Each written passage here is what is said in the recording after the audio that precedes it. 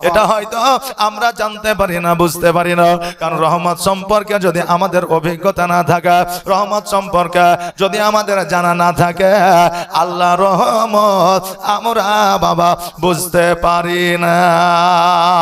পবিত্র রমজান মাস আসলে বাবা কতজন খুশি হয়, আবার কতজনে বাবা বেজার হয়। পবিত্র রমজান মাসের চাঁদ যখন আসমানে দেখা যায়, মুমিনদের অন্তর বাবা খুশি হয়ে যায়, আর কমিনদের অন্তর যেন কেঁপে উঠে যায়। মুমিনরা চিন্তা করে, আল্লাহ গো, গত বছর আমরা পবিত্র রমজান মাস পেয়েছিলাম, এই যে সামনে আর কয়েকটা দিন বাকি আছে, আমরা পবিত্র রমজান মাস পাবো কিনা তা জানি না।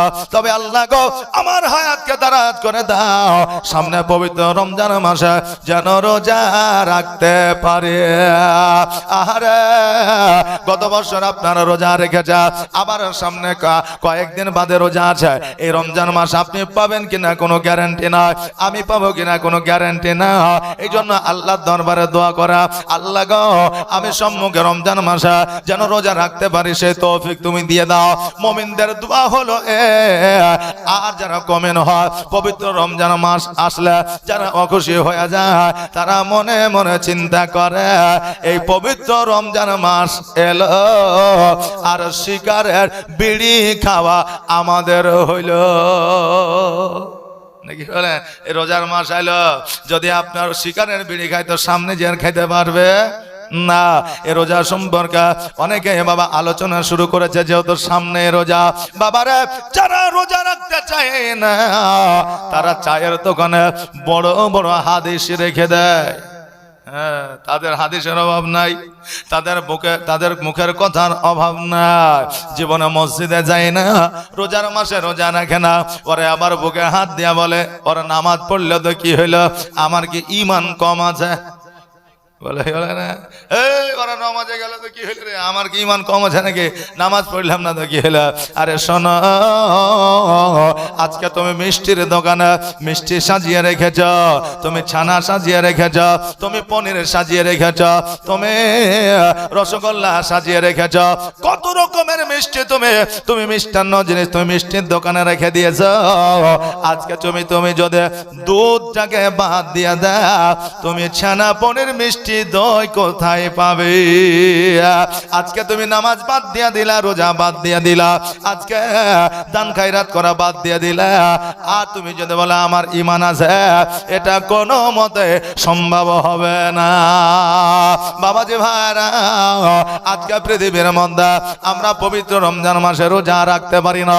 আমার নবী বলেছে, যারা পবিত্র রমজান মাস পাইল আর রোজা রাখার পরে, পবিত্র রমজান মাস পাওয়ার পরে রোজা রাখিল না, তাদের মতো দুর্ভাগ্যবান জগতের মধ্যে আর কেউ রইল না।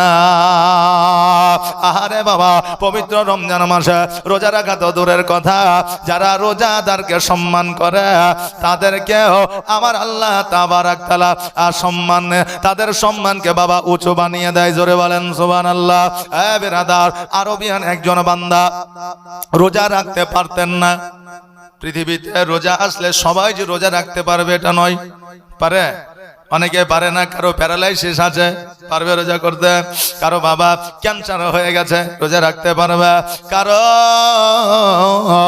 অনেক গ্যাসের কারণ আছে, তারা বাবা রোজা রাখতে পারবে না। সুগার যাদের আছে, তারা না খেয়ে থাকলে তাদের বেশি ভালো, কিন্তু বাবা ঘন ঘন কিছু খাবার তাদের খাইতে হবে। যদি খাবার না খায়, সুগার তাদের বেড়ে যেতে পারে বা সুগার ফল করতে পারে। এই জন্য ডাক্তারে বলে ঘন ঘন পানি খাবে, ঘন ঘন হালকা হালকা খাবার খাবে, ঘন ঘন আপনার পেশাব চাবাইলে প্রস্রাবে যাবে। এই কথা বাবা, এই পরামর্শ ডাক্তারে বাবা দিতে থাকে। বাবারা, ওই রমজান মাসে অনেকে রোজা রাখতে পারে না, কিন্তু যদি সে মুমিন হয়, রোগের কারণে রোজা যদি রাখতে না পারে, তার অন্তরটা ফেটে যায়, দুই চোখ দিয়ে পানি ঝরে। আর যদি আসলে রোগ বলে চালায়, আমার রোগ আছে রোজা রাখতে পারি না, ওই বান্দা যদি চায়ের দোকানে বসে চা চালায় আর রাস্তার মোড়ে বসে যদি বিড়ি চালায় তবে জানবে তার মধ্যে দুর্বলতা অলসতা আছে, এই জন্য রাজা রাখে না। আসলে তার মধ্যে কোনো প্রকারের বাবা রোগ নাই। বাবা যে ভাইরা, ওই আরবিয়ান বান্দা রোজা রাখতে পারতেন না, অসুস্থ অবস্থায় ছিল, এই জন্য রোজা রাখতেন না। আর রোজা না রাখলে যে কোনো সময় খাইতে পারে, কোনো অসুবিধা নাই। আচ্ছা, গুনাহগার তো হয়ে গেছে, কেননা সে রোজা রাখতে পারে না। আমার নবী বলেছেন, হে আমার উম্মত উম্মতিরা, তোমরা যদি রোজা রাখতে না পারো রমজান মাসে, তবে খাবারটা তুমি লুকায়া খাও। আমার উম্মত উম্মতিরা, কোন রোজাদার বান্দার কাছে তুমি কখনো বিড়ি খাও না, খাবার খাও না। তোমার খাবার দেখিয়া তার দিলটা, তার অন্তরটা যদি একটু দুঃখ পেয়ে যায়, তোমার গুনার শেষ থাকবে না। এই কথাটা ওই আরবিয়ান বান্দা জেনে গিয়েছিল, জানতে পারতো। এই জন্য জীবনে কারো কাছে কোনদিন কারো সম্মুখে রমজান মাসে বাবা কিছু খাইতেন না। যখনই খাবার খাইতে ঘরের মধ্যে আড়াল করে খাইতেন, কোন রোজাদার বান্দা যেন দেখতে পাইতো না। আরে বাবা, তার একটা সন্তান বাজারের মধ্যে যাইয়া সবার সম্মুখে, জনসম্মুখে যেন বাবা খাবার খাইতে আসা। এবার খবরটা ওই আরবিয়ান বান্দার কাছে পৌঁছে গেছে। শোনো গো, তোমার সন্তানকে রোজা করে না, তোমার সন্তানকে রোজা রাখতে বারণ করেছ। আজকে বাজারের মধ্যে জনসম্মুখে খাবার খাইতে আছে পবিত্র রমজান মাসে। এই কথাটা যখন শুনতে পাইল, সঙ্গে সঙ্গে বার হয়ে গেলেন। এবার বাজারে যাওয়ার পরে নিজের সন্তানকে দেখতে পাইলাম, খাবারটা লইয়া সন্তানের গালে একটা চড় লাগাইয়া দিলা। বলে, বেটারে তুমি কি জানো না, জানো না এটা হচ্ছে পবিত্র রমজান মাস, মুসলমানদের রোজার মাস। আজকে রোজার মাসে অনেকে শ্যাম সাধনা করে, অনাহারে থাকে, না খাইয়া থাকে। আজকে তোমার খাবার দেখিয়া যদি কোনো মুমিন বান্দা যদি ওই খাবারের প্রতি নজর চলে আসে, তোমার জীবন বরবাদ হয়ে যাবে। বেটা শোনো, আজকে থেকে আমি তোমাকে বলে দিলাম, পবিত্র রমজান মাসে রোজাদার মানুষের সম্মুখে জীবনে কোনোদিন খাবার খাবে না। খাবার খাওয়া তো দূরের কথা, পানি পান করবে না। আমি তোমার পিতা, এই ওসিয়ত আমি তোমাকে করে গেলাম। আর আজকে বর্তমানে আমার সন্তানেরা বাড়িতে বসে যদি সময় পার করে, বাবা বলবে রোজা রাখিস নি, তাও সারাদিন শুয়ে আছে, একটু দোকান মাকানে যা, বলে কি বলে না? আরে জোয়ান ছেলে সব কিছুই করতে পারে, কিন্তু রোজা রাখতে পারে না। দুর্বলতা দেখা, শরীরটা হেরে যাবে, পড়াশোনা করতে পারবে না। বাবারে, পৃথিবীর মধ্যে লক্ষ্য করে দেখে, পপুলারিটি যারা অর্জন করেছে, যারা মুমিন হয়েছে, মুত্তাকিন হয়েছে, আল্লাহর ওলিয়া উলিয়া হয়েছে, তারা জগতের মধ্যে নামাজ কাজা করে না, রোজা কাজা করে না, তারপরে তারা মুমিন হয়েছে। জোরে বলেন সুবহানাল্লাহ। আজকে বাবা বাসের মধ্যে, ট্রেনের মধ্যে যখন রোজাদার মানুষ চলাফেরা করা, কোন মানুষ হঠাৎ করে দেখবেন বিড়ি ধরে দিয়েছে, খোঁজ নিয়ে দেখবে ওই ব্যক্তি সন্তোষ নয়, ওই ব্যক্তি চৌধুরী নয়, ওই ব্যক্তি কুমার নয়, ওই ব্যক্তির নামখানা যদি জানতে চান দেখবেন আব্দুল লতিফ হবে, নইলে আব্দুল সাত্তার হবে, নইলে ফজলুর রহমান হবে। কারণ একজন মুসলমান যখন রোজা থাকা, রমজান মাসে লক্ষ্য করে দেখবে কোন রোজাদার ব্যক্তি যদি বাজারে থাকে, আর কোন হিন্দু মানুষ, কোন জৈন মানুষ যদি আপনাকে দেখতে পায় এই বান্দা রোজা রেখেছে, সে জীবনে কখনো আপনার সম্মুখে বাবা বিড়ি ধরাইবে না। কিন্তু একটা মুসলমান কি হবে রে, ও রোজা আছে, আপনার তো কি হলো, ধরা বিড়ি দে, লাইট দে নাকি, বলে কি বলে না? হ্যাঁ বাবা মুসলমান, তুমি রোজা রাখতে পারো না, কিন্তু তুমি রোজাদারের সম্মানও করতে পারো না। আজকে তোমার মধ্যে কোনো সভ্যতা নয়, তোমার মধ্যে কোনো পরিবেশ না, এই জন্য হয়তো কিয়ামতের দিনে তুমি মাথা উঁচু করে দাঁড়াইতে পারবে না। বাবাজি ভাইরা, ইসলাম ধর্ম ইবাদত করবে তুমি, তোমার মধ্যে কোন রকমের পরিবেশ থাকবে না। এটা ইসলাম কখনো মেনে নিতে পারে না। আজকে মুসলমান যুবকবৃন্দ ভাই বন্ধুদের বলবো, সম্মুখে পবিত্র রমজান মাস, কখনো কোন রোজাদারের সম্মুখে বেয়াদবি তুমি করিও না। এই শিক্ষা আমাদের ছেলেদের দিব কিনা? এই যে বলেন ইনশাআল্লাহ এই শিক্ষা ছেলেদের দেব না। হ্যাঁ, মসজিদে ছেলে যাবে, ছেলের সাথে সাথে আপনিও যাবেন। কোথায়? তারাবিতে।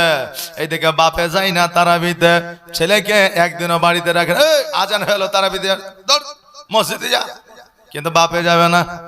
আর বাপে যদি না যায় সন্তান কেমন করে শিখবে? কারণ আপনার সন্তানকে নিয়ে আপনি ডান দিকে দাঁড়াবে, আপনার সন্তানকে নিয়ে আপনি বাম দিকে দাঁড়াবেন। আর ওই সন্তান যার বাবা যাবে না সে আপনার মসজিদের পেছন দিকে দাঁড়াবে। আর দাঁড়াবে এইদিকে ইমাম সাহেব আলহামদুলিল্লাহ রাব্বিল আলামিন রহমান রহিম মালিক ইয়াউমিদ্দিন ইয়্যাকা না'বুদু ওয়া ইয়্যাকা নাস্তাঈন আপনার সূরা পড়তে আছে। আর এইদিকে যাদের বাবারা মসজিদে যায় না তাদের সন্তানেরা নামাজ পড়া বাদ দিয়া ইয়ার পা ধরে ওর পা ধরে গোটা মসজিদে টানাটানি করছে। হয় কি হয় না? এটা হয় রে বাবা। যার গার্জেন অভিভাবক মসজিদে যায় না এমনও বেয়াদব, এমনও বাবা আর সন্তান আছে যে আপনার একজন নামাজে শান্তিভাবে দাঁড়িয়ে আছে, ওর আবার লুঙ্গি খুঁজে লিয়ে পালিয়ে গেছে। হ্যাঁ, এবার দুনিয়া বেড়াচ্ছে লুঙ্গি কইরে। হ্যাঁ, এরকম মানুষ, এরকম ছেলে আছে না? না, আমি বলবো ভাই রে, তোমাকে বলে দিয়ে যা, আজকে তোমার সন্তান মসজিদে যাচ্ছে ঠিকই, কিন্তু তুমিও মসজিদে যাও, তোমার সন্তানের খোঁজটা নাও আসলে মসজিদে যে ইবাদত করছে কিনা। স্কুলে যাওয়ার সন্তানকে দিয়েছ, মাঝে মধ্যে তুমি স্কুলে যাও, অফিসে গিয়ে মাস্টারের সঙ্গে কথা বলো যে ওই মাস্টারের কাছে সন্তান সঠিকভাবে শিক্ষা নিচ্ছে কি না। যাওয়া দরকার আছে না নাই বাবা? আমাদের যাওয়া দরকার আছে, নইলে পয়সা দিলাম, টাকা দিলাম, যা খুশি করে বেড়াও। এইভাবে সন্তান কোনো দে মানুষ হইতে পারে না। আল্লাহুম্মা সাল্লি মাওলানা মুহাম্মদ ওয়া আলা সাইয়্যিদিনা মাওলানা মুহাম্মদ সাল্লাল্লাহু তাআলা আলাইহি ওয়াসাল্লাম। এই দেখেন আমার মা বোনেরা 10 টাকা করে 1900 টাকা দিয়ে পাঠিয়েছে। জাযাকাল্লাহ। যতক্ষণ চলবে অতক্ষণ আমার মায়েরা দান করবে না? আপনাদের করে না? বহুদিকে দেখেছি শুধু মায়েরা সকাল থেকে শেষ পর্যন্ত দান জাতিয়েছে।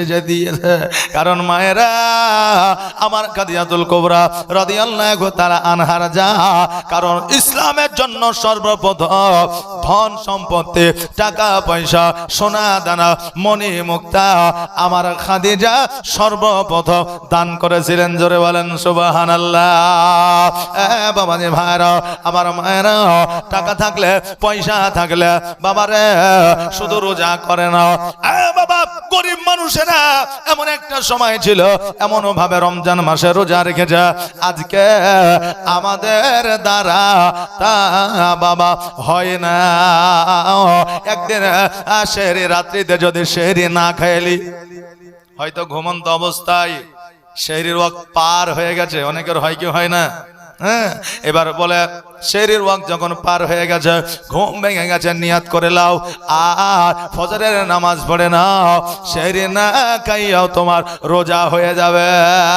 কিন্তু বাবা আমাদের মধ্যে আমরা যদি সেহরির সময় সেহরি খাইতে না পারি, বলে ভোর রাত্রে খাবার খাই না, কেমন করে সারাদিন অনাহারে থাকবো?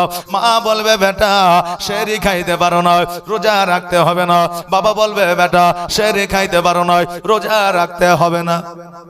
বলে কি বলে না? এই যে বলে কি বলে না? বাবারা লক্ষ্য করে দেখে আজকে এই জায়গায় আমি জীবনী করছি না, আপনাদেরকে কিছু প্র্যাকটিক্যাল কথাবার্তা দিয়ে বোঝাইতে আছি। আমার হযরত ওয়াইস আল কারনী নামে আমার নবীর একজন প্রেমিক ছিল। নাম শোনা আছে? নাম শোনা আছে। 6 বছর বয়সে ওনার আব্বা জানি জগৎ ছেড়ে পর জগৎ গমন করেছিল। ওনার আব্বাটা কাপড়ের ব্যবসা করতেন, কাপড়ের বিজনেস করতেন। ওই অবস্থা ওনার আব্বা ইহ জগৎ ছেড়ে পর জগৎ গমন করেছিল।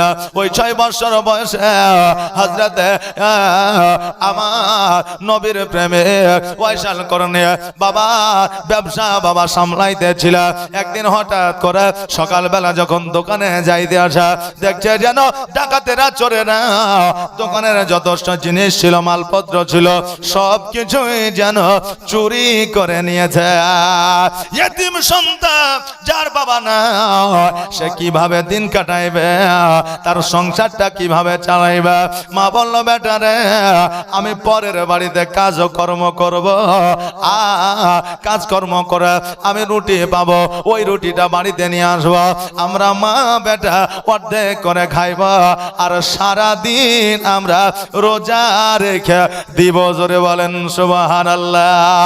আহারে বাবা, ওই ওয়াইশাল করনের মা পরের বাড়িতে কাজকর্ম করা, সন্ধ্যাবেলায় বাবা একখানা রুটি পাইত। আজকে বাবা আমাদের ভারতবর্ষের মাটিতে পশ্চিম বাংলায় বিভিন্ন রকমের বাবা রুটি হয়, কিন্তু আরবিয়ানদের মধ্যে এমন রুটির প্রথা এখনো আছে, যে রুটি একটা খাইলে খিদা আরো বেড়ে যায়, খিদা নিবারণ হয় না। ওই রুটি একখানা লইয়া যখন বাড়িতে আসবে, এবার মা জননী গর্ভধারিণী মা সন্তানের মনের কথা বলে দিতে পারে। মা সন্তানের অসুখ হইলে সন্তানের মুখ দেখে বলে দিতে পারে, আজকে এই পাওয়ার মা জননীকে আমার আল্লাহ তাবারাক তাআলা দিয়েছে। জোরে বলেন সুবহানাল্লাহ। অনেক ডাক্তার 6 মাসের সন্তানের পেটে হাত দিয়া, 6 মাসের সন্তানের বুকে হাত দিয়া, 6 মাসের সন্তানের মাথায় হাত দিয়া, কলকবজা লাগিয়া, রক্ত পরীক্ষা করিয়া, পায়খানা প্রস্রাব পরীক্ষা করিয়া ডাক্তারে ওই সন্তানের রোগ ধরতে পারে না।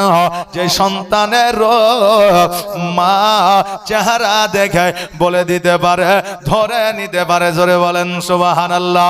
এই মা বিএ পাস করে না, মাস্টারি কোর্স কমপ্লিট করে না, ইঞ্জিনিয়ারিং পড়ে না, বিজ্ঞান ডিপার্টমেন্টে পড়ে না, তবুও সন্তানের অসুবিধা হইলে সবার আগে মা জানতে পারে।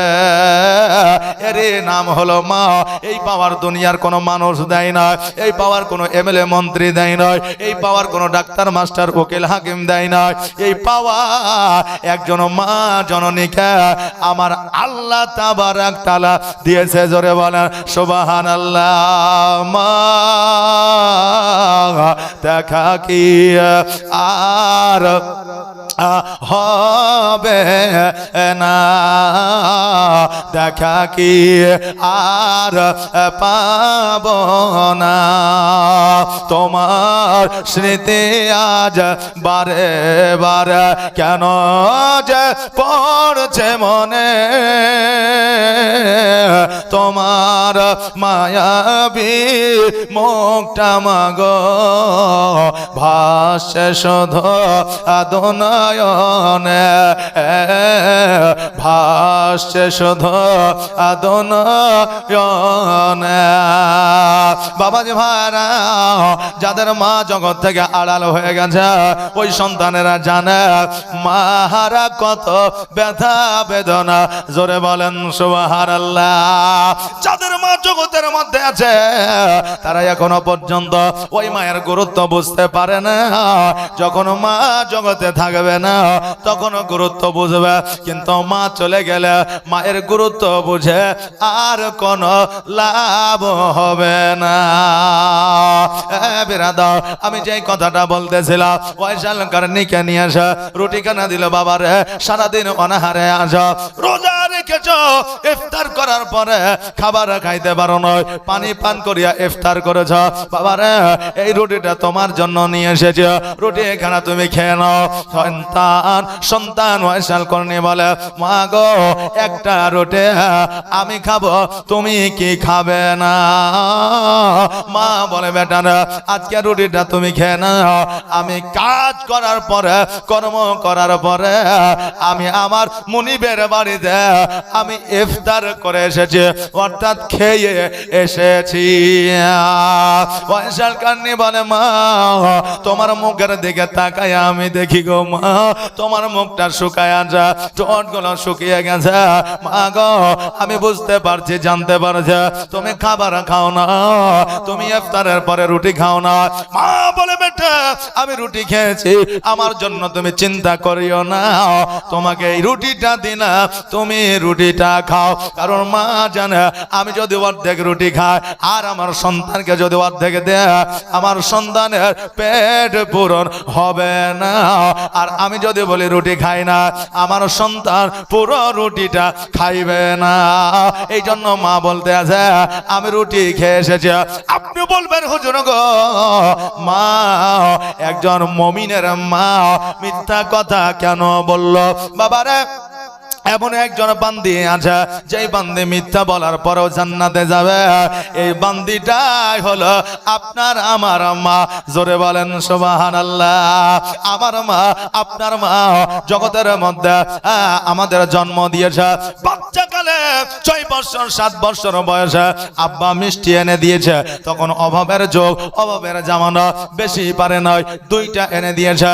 এখন মা জানে সন্তানের 2টা মিষ্টিতে কিছুই হবে না, আরো 2টা আনলে হয়তো ভালো হইতো। এবার সন্তান মাকে না দিয়া বাবা খাই না।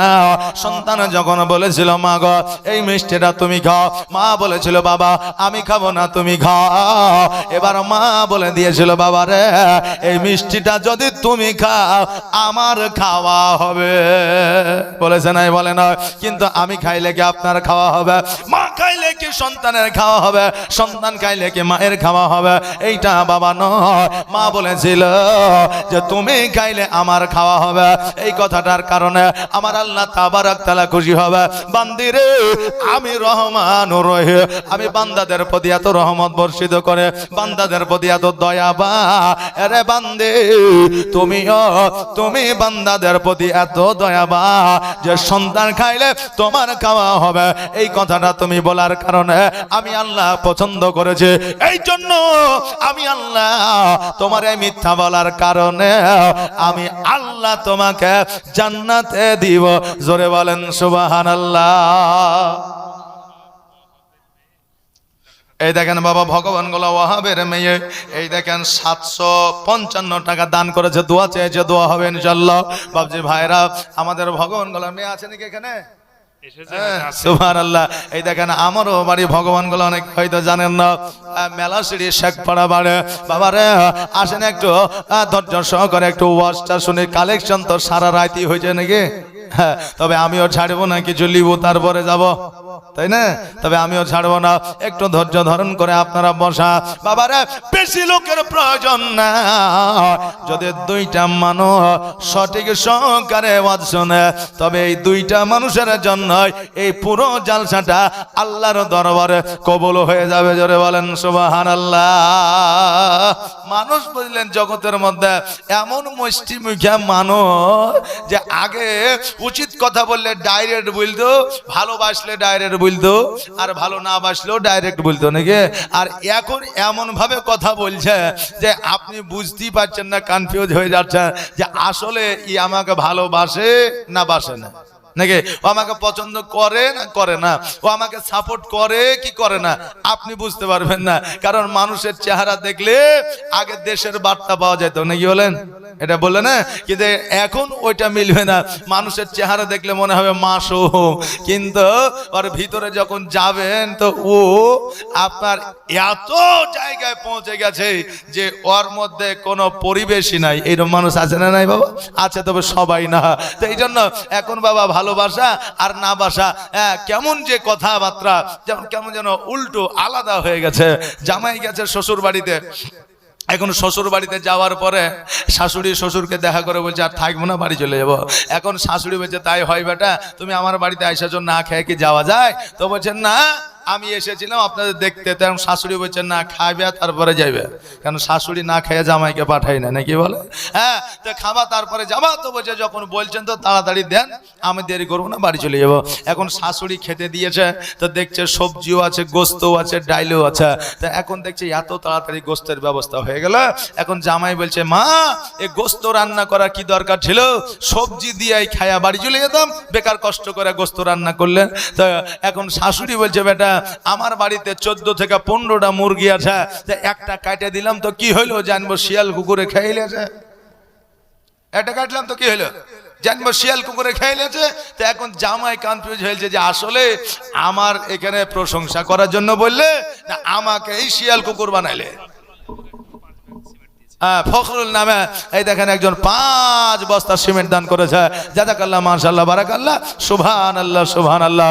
হ্যাঁ বাবা যে ভাইরা, আমি যেই কথা বলতেছিলাম এমন ব্যক্তি জগতের মধ্যে আছে সে মিথ্যা বলার পর আল্লাহ তাবারক তাআলা তাকে জান্নাতে দেবে। পৃথিবীর মধ্যে এমনও বাবা হারাম আছে যে হারামটা খাইলে আল্লাহ তাবারক তাআলা তাকে নেকি দান করবে।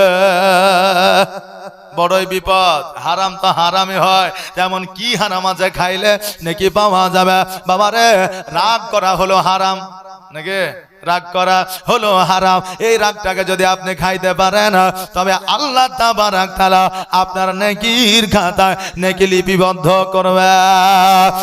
বাবা যে ভাইরা আমার মায়েরা এইদিকে বলতেছিল, ফয়সাল কারনি বলতেছে মা তুমি কি খাবে না? মা বলতেছে বেটারা আমি খেয়ে এসেছি।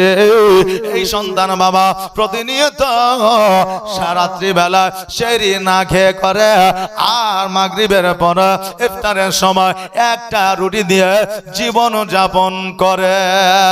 আহারে বাবা